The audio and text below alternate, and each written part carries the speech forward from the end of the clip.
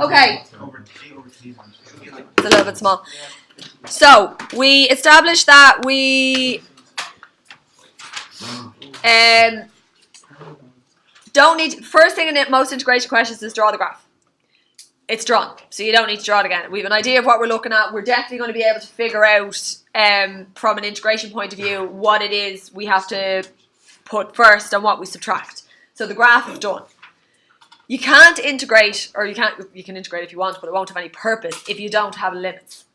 So the limits we're looking for here are where those two graphs cross, so like here and here. And that will then give us the limits that we're going to integrate under. Yeah?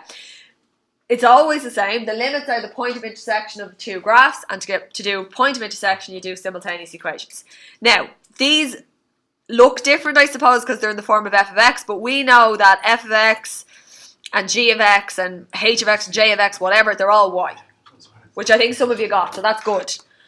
So we have that y equals x squared plus 5, and y equals 21 over 16 x squared. So if I just take this and sub it in over here for y. Everybody get that far at least? So I have 21 over 16 x squared equals x squared plus 5. Now what? Well, the first thing I did was get rid of the fraction. So I'm going to do that. Now, there's plenty of different ways. You don't have to get rid of the fraction at that point. I just don't like fractions. Quiet.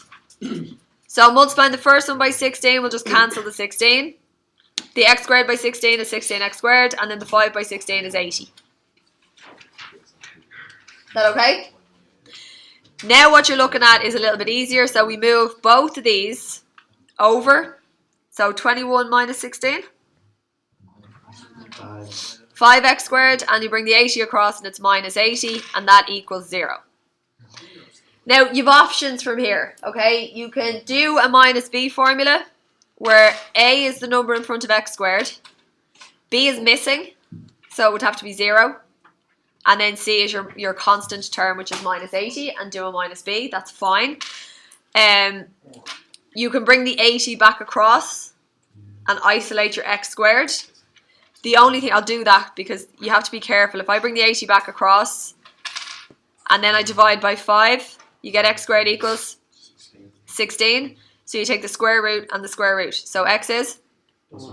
Yeah, it's very important that you get both terms. So it's a quadratic, which means it has two roots. So when you do the square root of 16, you would have to get plus 4 and minus 4. So be careful. I did it using 5x squared minus 80 equals 0. I took the 5 out as a common factor. So what did that leave? Minus 16. And x squared minus 16 is what? Difference of two squares. So x minus 4, x plus 4. You let everything equal 0. So the 5 equals 0. The x minus 4 equals 0. And the x plus 4 equals 0. This obviously makes no sense. This is 4 and this is minus 4. So regardless of whether you go with the minus b, you go with isolating the x, or you go with using your factorization scales, it doesn't matter. That's 3 ways of solving it. Hopefully you were able to find one of them. We now know that this here cuts the axis at minus 4, and that cuts the axis of 4. Yeah? Okay, so in terms of finding the area bound between the two curves, what are we going to integrate? Right, so you need to integrate under which curve? Yeah, you need to integrate under the blue curve first, and that will give you all of this here. Yeah? And then if you minus off the area under the red curve, then that gives you these bits. Does that make sense? Yeah. So you go under the blue curve and then you subtract off under the red curve. Okay, so it's, just let me write that down. you're going to do the f of x curve minus the g of x curve. Yeah? So we're integrating. Limits? Minus 4 and 4. F of x is what? X squared plus 5 dx.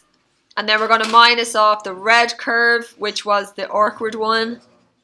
21 over 16 x squared. Shh. And that's with respect to x as well. Right, is everyone with me to there? So we did the simultaneous to find the point of intersection. That gave us our limits. And now we just decided which one goes first and which one gets subtracted. Everybody with me? So integrate.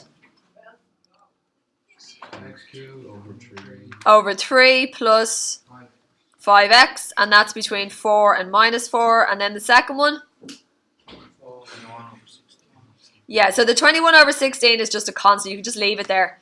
So it's 21 over 16, x cubed over 3. And that's 4 and minus 4.